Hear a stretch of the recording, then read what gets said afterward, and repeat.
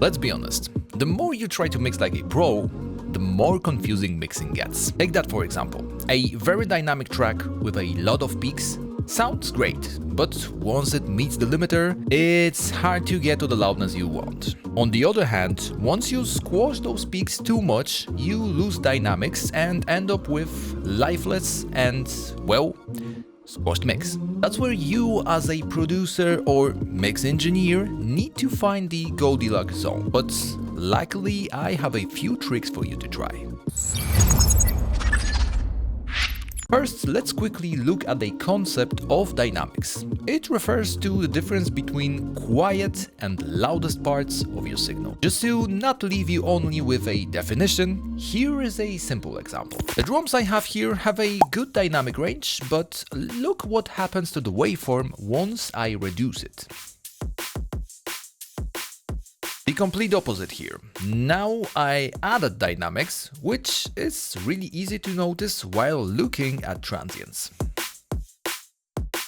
Take a note that it's just a drum track alone. As we speak about home mix, if everything sums up and your tracks are more on a squashed side of things, you get a squashed mix. If you went with a spiky and more dynamic route, it won't be too big of an issue on paper, but then another problem comes into play. So let's look at a quick mix I did here.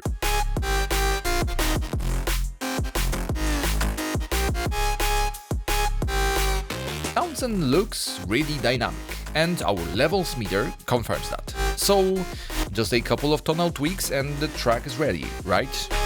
Not exactly, since once I grab my reference track to compare,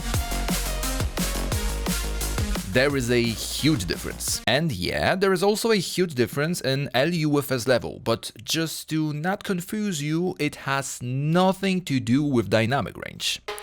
In fact, once I bring my levels up, nothing really changes. Don't get me wrong though, it's totally up to your vision how dynamic you want your tracks to be, but unfortunately everything comes down to the competition and loudness standards. First process that comes to mind as we speak about dynamics is compression. It allows you to shape them however you want. Here I'm using a distressor emulation, and as I dial in faster attack, I start to reduce dynamics. My release is at the middle, and while I can bring back the little dynamics while making it slow, the faster it gets, the more squashed the sound will be. And you know what? I think that's why compression still confuses people. We have a video dedicated to this topic if you want to dive deeper, but for now let's talk something simpler. Clipping is the easiest, but also the most brutal process to rob your sound from dynamics. Once pushed more and more above the ceiling, you trim all the peaks. Then the sounds get squashed, and as you can see, even the dynamic part like this melody can turn into a literal brick. But both clipping and compression reduce dynamics from the top. What about reducing from the bottom? There is a reason why we often refer beefing up or making sounds richer while talking about saturation. Long story short, you add harmonics.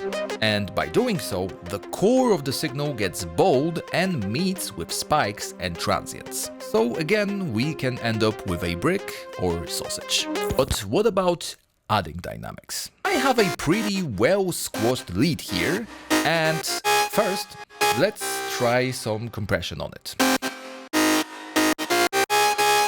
With slow attack and fast release, I can allow more transients to peak and compress the tails more. Transient Shaper is way simpler, but I would call it a band-aid solution. I know that the settings I dial in now can be a little extreme, but for a very squashed material like this, it's really hard to get the effect and not sound artificial.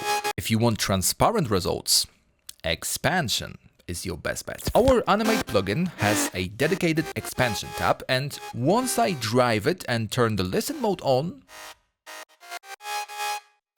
I can precisely decide which parts of a signal need a dynamic boost.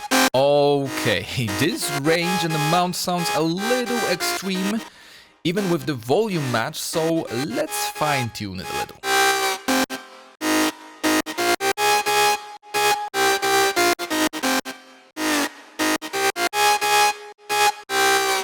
Now, you may ask how this all applies to the whole mix.